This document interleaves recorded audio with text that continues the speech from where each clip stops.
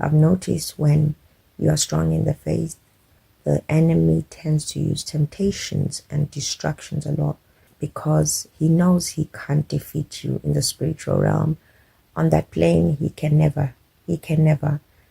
But he knows that if he can get you to lower yourself and lower your strength through opening certain doors and putting filth into you that he knows will defile you, for you to be distanced from God, so that he can have a wedge between you and God, can put a wedge between you and God, then that is what will cause that individual to fall down.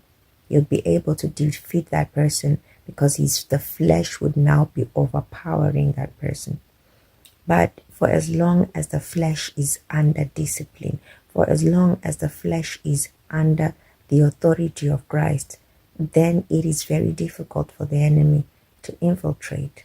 So if that is if that's the case with an individual, imagine if collectively we are putting under the authority of Christ our fleshly bodies. Each individual is doing that, and we are loving one another, relating to one another, keeping the fundamentals in our view. It would be so difficult for the enemy to infiltrate and break, that barrack that we would have created through the love of Christ. It would be very difficult. It would take so much for him to just lure one of us away. And that's what he did with the disciples. He sifted them.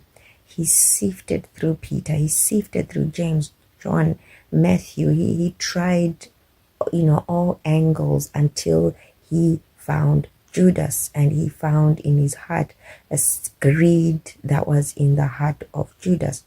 And through the greed that was inside of Judas, the greed or the jealousy that Judas had, he entered through there and was able to carry out his agenda against Christ. So it is very important that we cultivate the fruit of the Spirit. For those reasons, it keeps a barricade around the church. It keeps a barricade around the ministry to have the fruits of the Spirit. So it's actually a barricade. And that's why in Philippians 2:12 we are told we need to work out our salvation with fear and trembling. It is very important that though God grants us grace to be able to have time to work on ourselves, we need to be intentional.